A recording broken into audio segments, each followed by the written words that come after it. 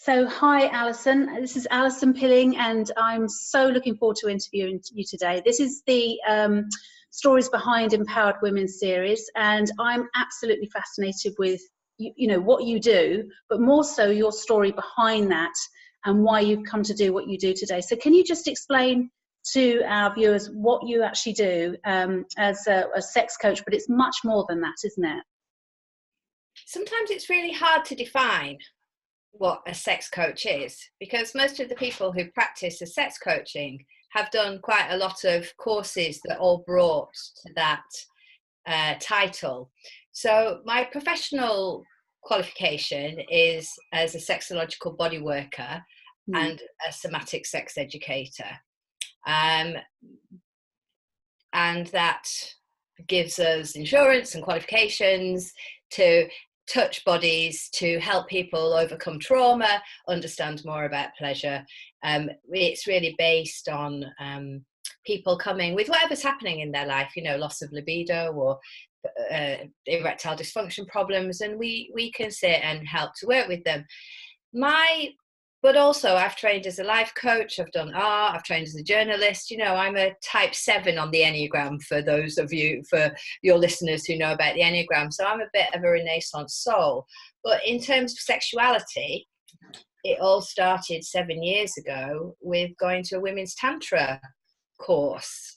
Because so it wasn't something that you initially, was guided, because obviously you've got all those other contributing skills. So you've got your journalism and your art and everything, but that wasn't your sort of goal to become a sex counselor, like a therapist. It was just something you fell into. Well, at the time, I was working for a big corporation. I used to sell legal information to barristers. Right. I think I started a midlife crisis when I was about 38, being really dissatisfied with everything, work, and I went to yoga, which really, God, that was amazing. That really helped so much. And then meditation. But the whole idea of sexuality, I've been in reasonable relationships. Nothing bad happened. Nothing really great happened. But I always had that sense that I think a lot of people do, of thinking there was more to this sex malarkey than I was experiencing. And I just wanted to know what it was all about. And I read an article about the Tantra school that I went to, and it scared me. I can't believe it. It's just one of those things that you read and something touches you and you think, I couldn't possibly do that. And then a year later, I turned up. And it was a women's Tantra group. I'd been a complete lone wolf, a salesperson. Being in a women's circle was,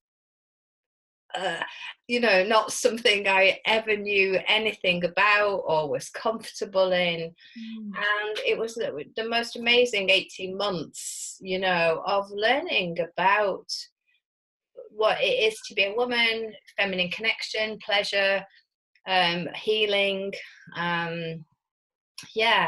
It really was, it was so beautiful, and I was ready for it. When I stepped into it, I was really ready to learn. What was that deciding factor? Because you touched on you were really uncomfortable about doing it. So what was the deciding factor? What was it was going on in your life at that time that said, I'm really uncomfortable with this. It's very, very much out of my comfort zone, but I'm going to do it anyway. What do you think that was? I like taking risks. Yeah. Okay. We'll talk about the erotic mind later and about your peak experiences. But I realise I'm quite a warrior and I like doing new things. Right. This all makes sense in hindsight, looking at my personality type in the Enneagram. Right. About newness.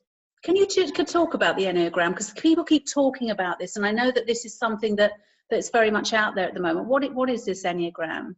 Well, it's a way of looking at personality types or fixations from both a spiritual and psychological point of view.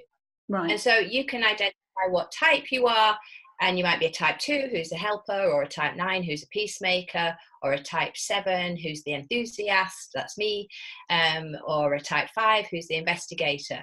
Right. And it's a beautifully complex system, but once you realize what personality type are, it's like many things. You can identify what your habits are and your responses to things, and how you can behave when you're healthy or average or unhealthy. And I've been using it quite a lot in the last couple of years to really help me understand myself.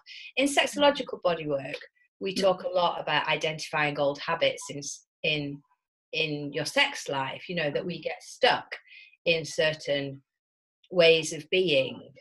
And so it's all about the way I use it is self-awareness, really, and almost how can I be free of my own, how in that sense of freedom can we be free of our old habits and our shadows, so we can make better choices. Is this something that's helping you understand about your upbringing? I mean, you know, what was your upbringing like as far as sexuality was concerned? Was it something that was, you know, was it very sort of shunned upon?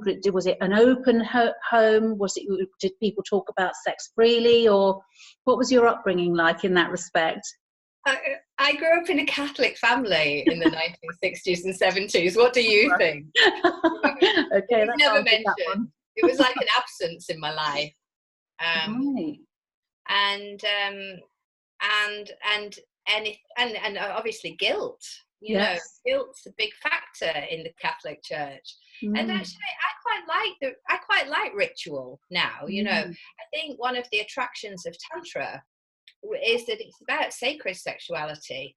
So although I don't go to church anymore, and I hadn't done for a while, there was something missing, which, you know, so being an atheist, so having some kind of spiritual practice, even though mine's, you know, fairly varied, I think might be the best way to describe it, but it taps into something meaningful, I guess. Quite meaningful, yes, and quite familiar, So just, I mean, obviously some people understand fully what Tantra is, and others are sort of are fearful of the word. What is Tantra as such?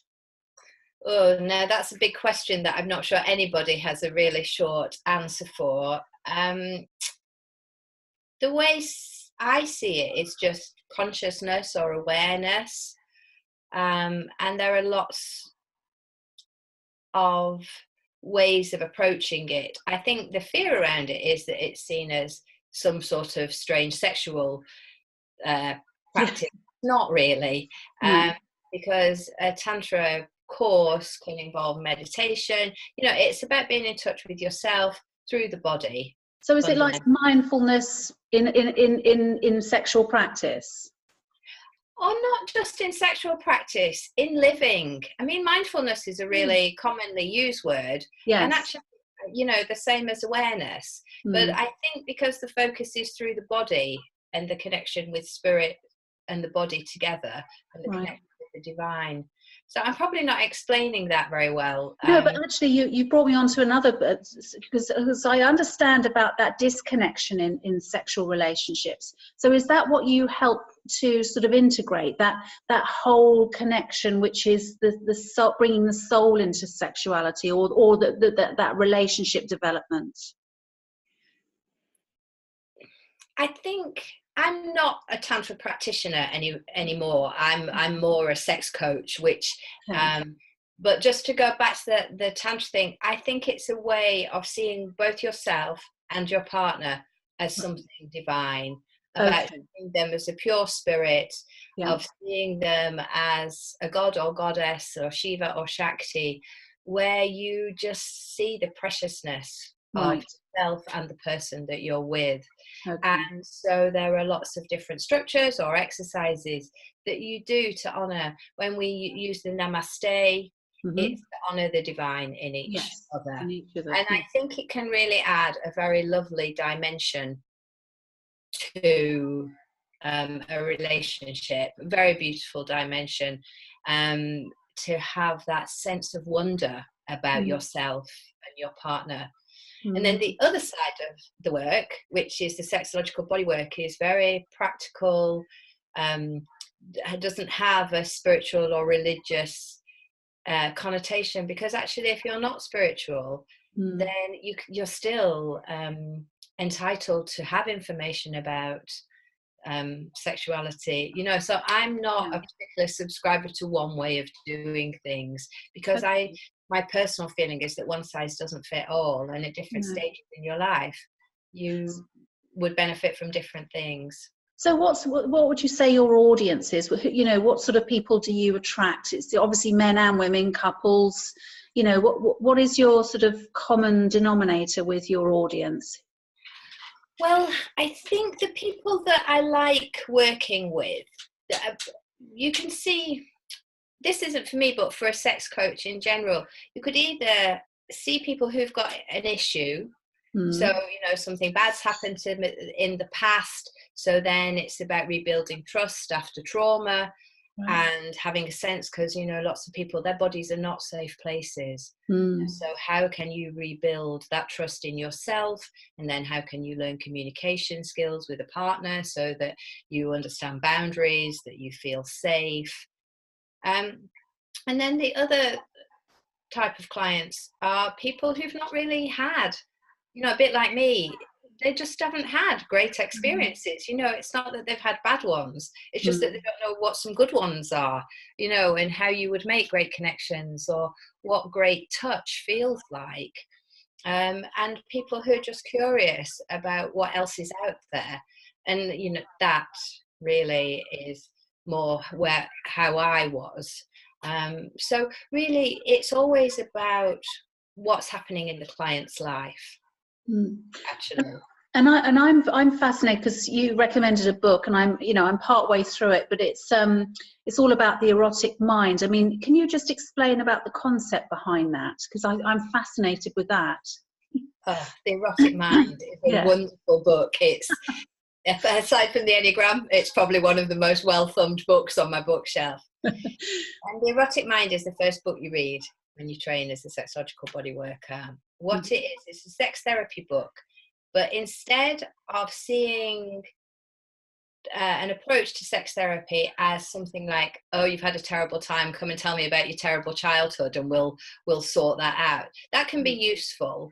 But what the Erotic Mind does is ask you to identify your peak sexual or erotic experiences, 2 of those, and 2 fantasy ones. And from that, you can identify your core erotic theme. And from that core erotic theme, you can identify what will always be great for you in sex, and therefore how you can create the circumstances again that can make it happy and healthy for you, because perhaps some of your peak experiences haven't always been, you know, your peak experiences sometimes weren't always the ones you want to tell your mother about, let's face it. But also those peak experiences will tell you what childhood issues are still unresolved. So may I give you an example from what I learned? Can I just ask you a question before that? So does that mean that your peak experiences, if that's your experience and it's unresolved issues, if you resolve it, then does that move and then you create another erotic experience, or will it always be your experience but you resolve the issue? Well, it might be better to give you the example. Okay, yeah. For example, my peak erotic experiences were in hotel rooms in Asia, or beautiful hotel rooms with people that I'd met. I realized no one knew where I was. It was a risk and it was an adventure, and it was beautiful. It was with the same person that I met when I went traveling once, and it was in a lovely hotel room. So from my peak erotic experiences, what I learned that my core erotic theme was adventure, freedom, secrecy, and beauty. So from that, then I also realized, because they were far across the world, what I realized was there was an avoidance of commitment there. So that book was one of those moments, you know, when you read something and you feel slightly sick. Yeah. And it explained my whole life of never committing to anything. You know, I've never been married. I'm 55. And at that moment, through looking at the unresolved stuff in my parents' marriage, which wasn't, you know, which was just a bit boring and dull, I realized how much I'd had to look externally for excitement. And so being in these beautiful places where no one knew where I was, doing slightly naughty things, especially, well, for a Catholic, I mean, for most other people, that would be a really nice thing to do. You know, for me, there was a slight tinge of guilt around it, but it felt exciting and naughty. So then I learned that what I really liked was things like taking risks, having a bit of an adventure, but the secrecy one really stuck with me, because when I was younger, one of my parents had a long-running affair. And so I'd learned as a child, you know, how to be happy was to be secretive. And so not to have a loving family or any of that kind of thing. You know, the messages we get from our childhood are very strong. And so from using the erotic mind and dealing with my secrecy and realizing at the time, you know, I'd been in relationships, but I'd had little flirtations on the side. That feeling of sickness about how I'd behaved, and it really sent me off on a track of examining my fear of commitment, examining why I didn't believe that a relationship could be loving, creative, supportive. And, you know, it was the erotic mind's not, when you realize what you need to do, it's a slow turnaround. You know, you go into the gray zone for a while when you have to stop your old habits, but it's brilliant as well, because we also learn about how those exciting relationships in your life, you know, the ones you shouldn't have had, but they were great anyway. Yeah. What they're based on. And there's the erotic equation. So we might talk more about that in a bit. But yeah. So what do you do with that then? So when you understand and can relate to that, do you then go about implementing or bringing about change in your life? Yeah. I mean, for you, for example, do you bring in more adventure? Is that what you're doing now? What I had to do was let go of the seeking adventure. What I had to do was realize that that's always going to be great for me, but Right. to do it in the light and through choice, not through a compulsion. Right, got it. Okay. Because fundamentally our old patterns and behaviors, they're all pulling our strings underneath, in the bedroom and in life. You know, the things that happen, they're always pulling our strings. And so what you can do, one of my Tantra teachers used to say, well, once you can see it, you can do something about it. Yeah, absolutely. So that's where that book and the Enneagram book are both really helpful, because we can see our habits and our predilections for what they are. Right. And although we are often, you know, for a while we may do the same thing again and again. You know, those people that have the same relationship but with different people. Yeah. You know, they're just creating the same thing over and over again. And so what it does is allows you to see yourself and to eventually get freedom from your own self, and stop blaming everybody else and just go, oh, I created that. You know, I had a long list of unavailable men right. I'd been in relationships with, you know, and I had to really take a look at that. And why had I picked those people? Well, fundamentally, because I was unavailable. Sure, absolutely. Tantra really helped me to learn, you know, through various things, and my own, you know, all my trainings actually over the last few years really helped me see my part. Yeah. Why I attracted those things in my life, and then to slowly have more awareness and begin to make different choices.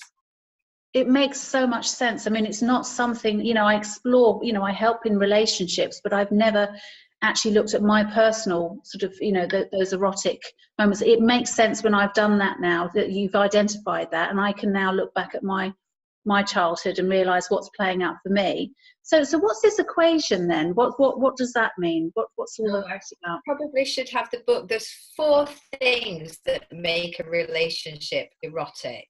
Right. There's longing and desire, overcoming obstacles, overcoming ambivalence, and violating taboos. Wow. So when you really long for someone and they're unavailable, oh my God, what will we do to get their attention? You know, and what risks will we take for excitement? You know, if you're having an affair, for example, yeah, you know, you might, you know, the taking risks aspect of it. So the relationships you shouldn't really be having, they generally, the erotic relationships in your life generally have one or all four of, or some of those four things. And I know the big erotic relationship of my life, it had all four, so tearing that one down was a bit tricky. But the clarity of seeing that written and then going, oh my God, that sounds familiar, you know, I'm laughing about it now, but really the wake-up call at the time, yeah, I can still feel the sickness. So what would you recommend, Alison, if, you know, if people are watching this and they recognise that there are things that are playing out in their relationship and they can identify with this, with what you've been talking about in their, you know, their sort of peak fantasies, you know, the erotic mind, what would you actually advise them if they realise that these patterns keep playing out, and how can they deal with that? Well, having to read the whole book, because you're just at the beginning of it, and what it does is talk you through the book, and then it goes on to do things like unexpected aphrodisiacs, and it gives case studies, but at the end it talks about what you can do to kind of go into the grey zone for a while, to realize what your patterns are, and then talk to someone. You know, I'm fascinated because you could take little aspects of it. You know, for me, growing up a Catholic, I've been on workshops where I've just focused on playing with guilt, because generally, I think one of the things when I talk about the unexpected aphrodisiacs, they're guilt, fear, and anxiety. So there's quite a transformational process you can go through with that. If you're guilty, how to stop feeling guilty and transform that into naughtiness. If you're more angry, well, there's passion the other side of that. And then anxiety can be transformed into courage. So the book has lots of things that are really, you know, like in anything, there are bits that are going to resonate with us. Yeah.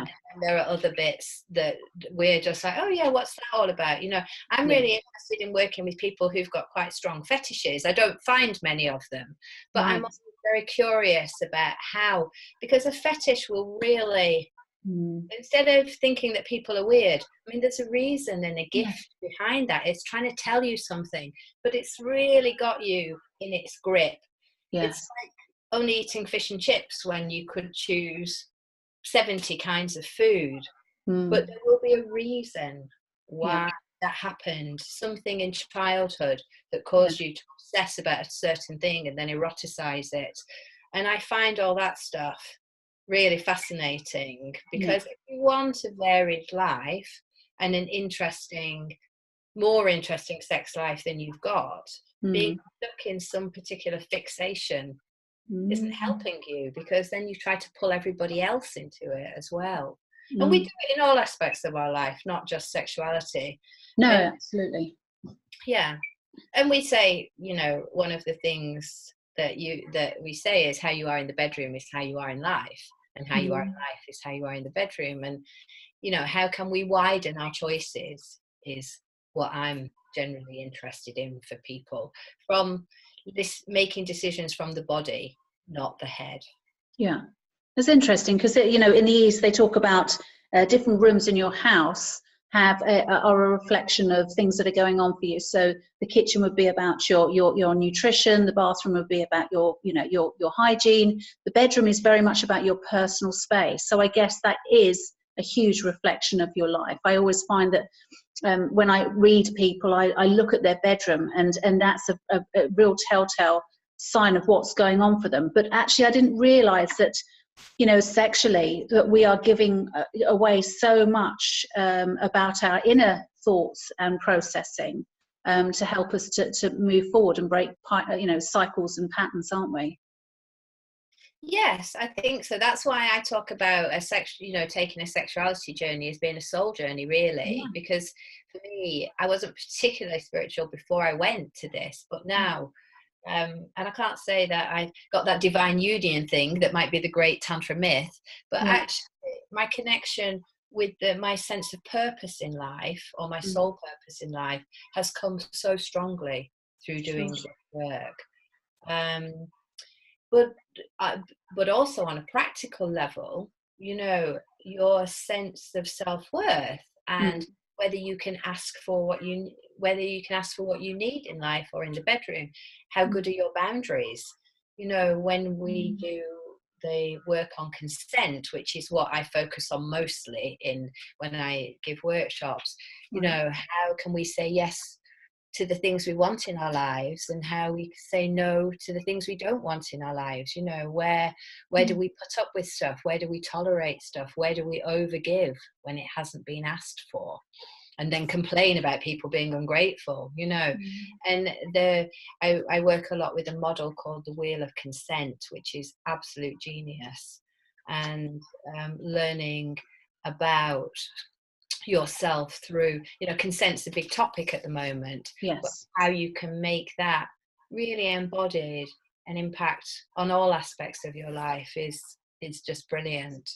And is this something you talk about? Because you do the sex lectures. You've got the sex lectures that are going on in Manchester. Is that something you talk about to your audience? Well, the sex lectures are 12-minute talks. And the reason why I wanted to do those is because there's a lot of people in my field and doing great work, healing trauma, helping people to expand their range of pleasure. And no one really knows this field exists.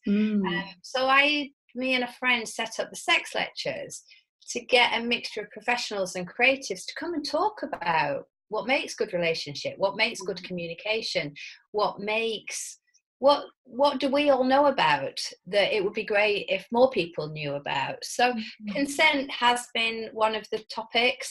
We've had 3 so far, and we're arranging some more for next year. But we've had amazing range, like why would you tie somebody up? What's the point of the foreskin? How that was an amazing talk. It was. Face foreskins going to face cream. It's a multi-dollar industry. We were all completely wow about that talk. Consent, about vulnerability, about writing about sex. We had a couple of writers came. Hopefully there'll be an art historian next time, because sex can be so difficult for people to talk about. And what we wanted to do was make it in a nice place.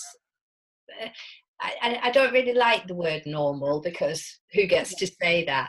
But just to make it natural, and to set a place free of shame and judgment, and just invite people to come to a really nice place and hear these talks from leading professionals. And it's just been great.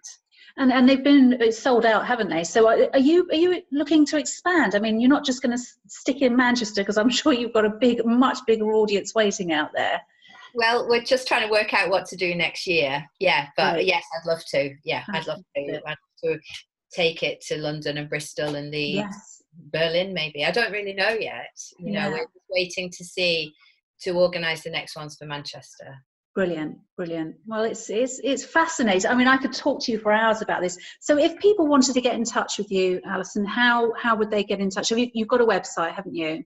I've got a website which is very charmingly called Sex School for Grown-Ups. Because a friend of mine said, well, it's not like any of us have been to sex school, have we? And, sex education in school is all about prevention and safety. Well, this is more about pleasure, really. And confidence, sexual self-confidence. So that's my website. Brilliant. www.sexschoolforgrownups.com. Excellent. So they can get in touch with you to come and see you one-to-one, and they can also find out about your events and upcoming workshops and talks. Brilliant. And it's me. I'm going away now for 3 months, so it's online coaching. But I'll be back in April. Well, so and you're going to Bali, aren't you?